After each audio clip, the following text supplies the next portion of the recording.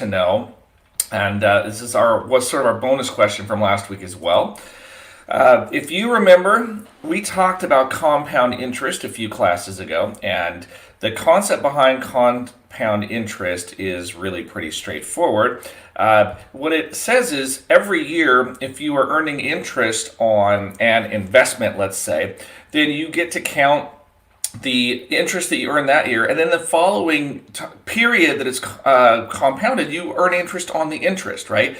It's not just earning interest on the original principal amount. What you see here in our illustration is in the first year there's $100 and you earn in 10%, so you make $10. But the next year you had $110, so you earned interest on $110, not just the 100. So the interest earns interest, and you can see that's what compound interest does, is every year the interest earns interest. And this is review, so I'm not going to spend a ton of time. You can go back and check out our video on interest is interesting to understand how this works. But we know compound interest grows faster than straight line interest. And it turns out there's a really clever way to calculate how long it will take for your interest or for your account to double as it is earning interest.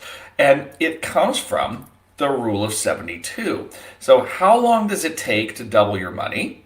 Well, you take the number 72 and you divide it by your rate of return. Okay, so all I'm going to do is throw a few examples on screen. This is going to be a much shorter class than normal, so you get caught up here, but let's just do a few examples. If you earn 10% on your investment, like our initial example, what you do is you take the number 72 and divide it by 10. It will take you 7.2 years to double your money, right? 72 divided by 10. Pretty straightforward. Let's try another one. 8% per year. Okay, then divide 72 by 8, right? It will take you 9 years to double your money, right? Just 8 times 9 is 72, and so that's how long it takes to double your money. What if you earned 2% per year?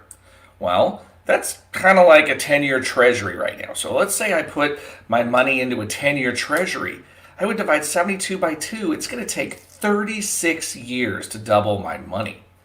So that could be a really slow boat to China, as they would say. Or think about this. What if inflation is 2% per year and I earn 2% per year?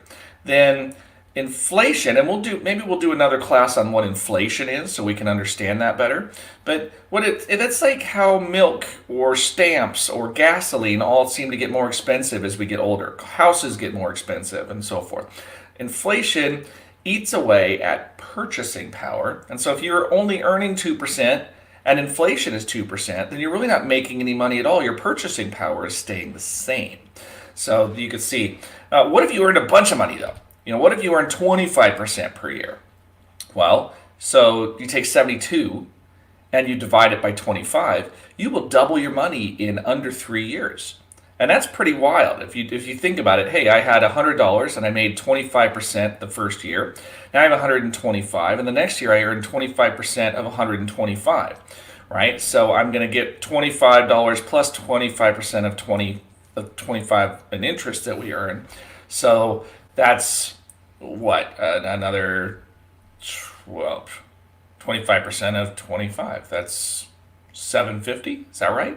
So now you take 25 and 750, 3250 on top of your 125, and you're up to 160 something. Next year you're over double the money, right? You doubled your money really quick. So the rule of 72 is super handy for that. Here's the thing you need to keep in mind. Taxes mess this up, right? Because if you earn some interest but then you have to pay taxes, you reduce the amount of money, so it's not as straightforward. So this works really well if you're calculating returns and you don't have to worry about taxes. If you have to pay taxes along the way, your money won't really double because you're not going to keep all of the money as you earn it. So anyway, that's the rule of 72. Now let's roll back for a second and let's think about one other element. We can figure something else out, can't we? Right? If we're math wizards here, we can figure out if I want to double my money in 4 years, what do? I need to know how much I have to earn, right? So what I could do is I could say, well, what's 72 divided by 4? Right? My time to double my investment.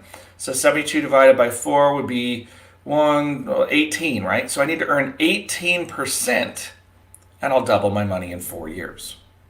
And I realize what I did on screen here is, we'll look at the mouse for a second and see if I get it to wake up.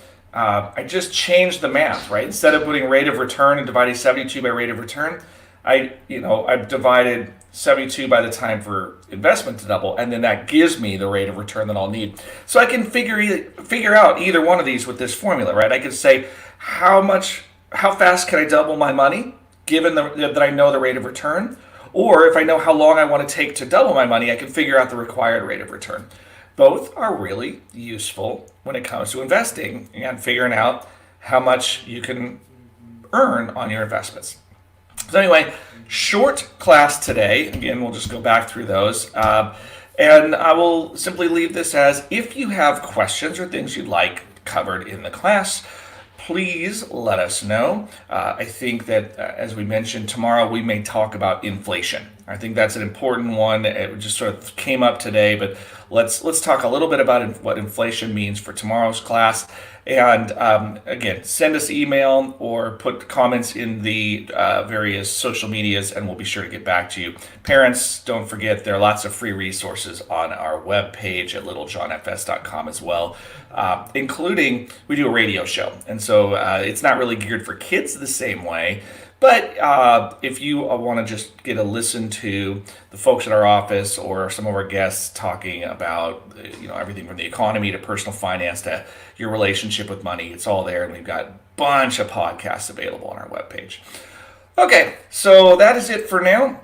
We'll just say thanks as always for tuning in, and I realize much shorter video today than we have at some point, but consider it for you kids that are trying to do this and then run off. You know what? Now you got a little break in your day, but this is a super valuable one. I hope that you will seriously take this to heart, that the Rule of 72 is one of the most powerful, simple, and straightforward hacks in the financial world. I think everybody should know it, and now you do. All right, thanks guys. Until next time, this has been David Littlejohn. Stay safe. We'll catch you soon.